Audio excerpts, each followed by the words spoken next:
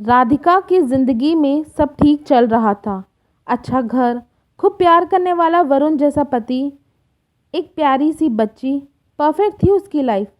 फिर ऐसा क्या हुआ राधिका की ज़िंदगी में कि वो बिल्कुल गुमसुम सी रहने लगी। कहीं उसका पास्ट फिर वापस तो नहीं आ गया। पुरानी यादें जो दिल में कहीं दफन सी हो गई थी, फिर से क्यों उसके सामने आने लगी। 2 साल पहले वरुण अपने दोस्त की शादी में उदयपुर गया था और वहीं उसकी मुलाकात राधिका से हुई। राधिका की सादगी, उसकी वो शर्मीली आंखें वरुण को इतनी भाई कि उसने तभी ठान लिया कि शादी वो राधिका से ही करेगा। फिर क्या, पहुंच गया अपने मम्मी पापा को लेकर राधिका के घर। वरुण के हाई फाई स्टेटस को देख के राधिका के पेरेंट्स मना नहीं कर पाए और हो गई दोनों की शादी। शादी के बाद वरुण राधिका को अपने साथ दिल्ली ले आया। दोनों एक दूसरे के प्यार में इतना खो गए कि पता ही नहीं चला हंसते खेलते कैसे 2 साल बीत गए। फिर उनकी ज़िंदगी में एक नन्ही सी प्यारी सी बच्ची ने जन्म लिया और ऐसा लगा जैसे उनकी सारी ज़िंदगी खुशियों से भर गई। राधिका ने घर की सारी जिम्मेदारी ले ली और वरुण अपने बिजनेस को आगे बढ़ाने में लग गया। वरुण की ज़िंदगी में राधिका के कदम इतने शुभ रहे कि 2 साल में उसने अपने ट्रेडिंग बिजनेस को इतना एक्सपैंड कर लिया कि आज उसकी कंपनी इंडिया की लीडिंग इंडस्ट्री में से एक बन गई। वरुण के सारे सपने धीरे धीरे पूरे होते चले गए।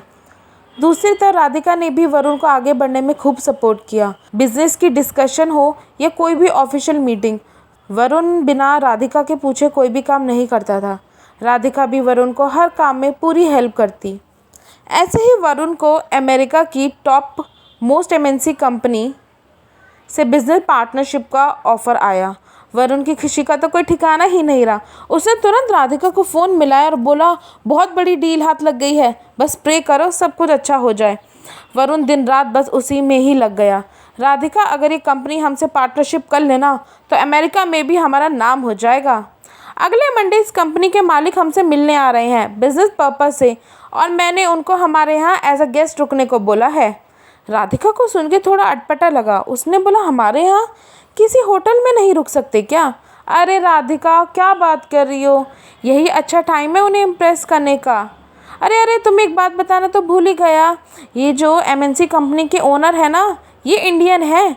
बहुत यंग एज में उन्होंने इतना नाम हासिल कर लिया, टॉप एंटरप्रेन्योर में उनका नाम गिना जाता है। वरुण की एक्साइटमेंट देख के राधिका ने मना नहीं किया। नेक्स्ट मंडे मॉर्निंग वरुण जल्दी उठकर रेडी हो गया क्योंकि अपने गेस्ट को एयरपोर्ट पे उसने सोचा वो ही रिसीव करे। राधिका, मेक श्योर घर बिल्कुल क्लीन हो और खाने में कोई कमी ना रहे। एक बार गेस्ट रूम भी देख लेना, अच्छे से मेड ने क्लीन कर दिया हो।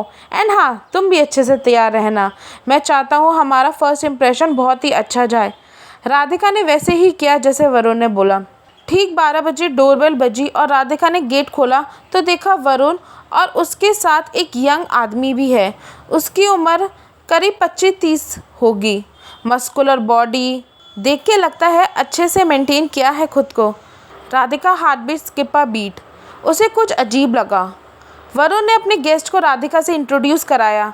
Radhika, meet mister Siddharth and mister Siddharth, she is my beautiful wife Radhika. Siddharth ने स्माइल के साथ शेक हैंड किया राधिका को। Hello ma'am, nice to meet you. Radhika, same here mister Siddharth, please come. Varun और राधिका ने बहुत अच्छे से ग्रीट किया सिद्धार्थ को।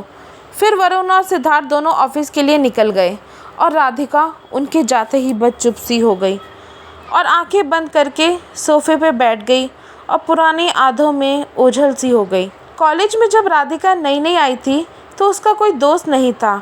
नेचर से इंट्रोवर्ट राधिका बस सारे दिन पढ़ाई में ही लगी रहती थी। पढ़ाई में तेज़ राधिका ने फर्स्ट ईयर में ही सबसे अच्छे नंबर से कॉलेज में अपने आप को पॉपुलर कर लिया। सब लोग उसे मिस पढ़ाकू बुलाया करते थे।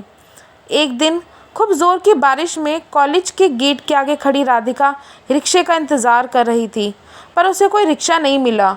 वो पूरी तरीके से भीग चुकी थी। उसके सारे क्लासमेट्स कब के निकल चुके थे। तभी उसने देखा उसके आगे एक बाइक खड़ी है, उस पर एक लड़का उसको बुला रहा है। हे यू मिस पढ़ाकू, बारिश बहुत हो रही है, इस टाइम कोई रिक्शा नहीं मिलेगा, कम मैं ड्रॉप कर देता हूँ। राधिका ने मना कर दिया। नो थैंक यू, मैं खुद से चली जाऊँगी। अरे मिस पढ़ाकू, डोंट वरी, मैं इसी कॉलेज में पढ़ता हूँ, तुम्हारा सीनियर हूँ बाय द वे, सेफली घर पहुँचा दूँगा। राधिका के पास कोई ऑप्शन नहीं था। फाइन, चलो। राधिका जानती थी इस लड़के को, कॉलेज में खूब सुना था इसके बारे में। आए दिन गर्लफ्रेंड बदलना, गुंडागर्दी करना, कोई ना कोई अपने आप को किसी न किसी मैटर में फंसाना। नेक्स्ट डे कॉलेज में एंट्री करते हुए राधिका को वो लड़का फिर मिला। हे मिस पड़ाको, तुमने थैंक यू नहीं बोला मुझे, सेफली तुम्हें घर ड्रॉप किया था मैंने। ओके थैंक यू बोल के राधिका आगे चलने लगी। अच्छा मिस पड़ाको, सुनो, तुम्हारी बड़ी तारीफ़ करते हैं टीचर्स, सारे दिन चिपकी रहती हो क्या किताब से। लिसन यू हॉट शॉट, एक बार लिफ्ट ले ली इसका मतलब ये नहीं तो मुझसे बात करो, मुझे खूब पता है तुम्हारे बारे में, दूर रहो मुझसे। बोल के राधिका जल्दी से अपनी क्लास में चली गई। फिर उसे वो लड़का काफ़ी टाइम तक नहीं दिखा, न कॉलेज के ग्राउंड में, न सीनियर लड़कों के साथ, न कॉलेज के बाहर। राधिका ना जाने क्यों लेट तक क्लास में रुकने लगी। जब सारे स्टूडेंट क्लास से चले जाते तो वो गेट के बाहर खड़ी हो जाती, शायद उस लड़के के इंतज़ार में। मुझे उसे ऐसा नहीं कहना चाहिए था, एक तो लिफ्ट दी और मैंने इतना रूड बिहेव किया। सॉरी बोल देती यार अगर दिख जाता तो, पर ऐसा नहीं हुआ। 2 वीक बाद राधिका को लड़का दिखा, पर ये क्या, उसके सर पे तो पट्टी बंधी हुई, हाथ में भी चोट लगी हुई है। वो अपने दोस्तों से बात कर रहा था।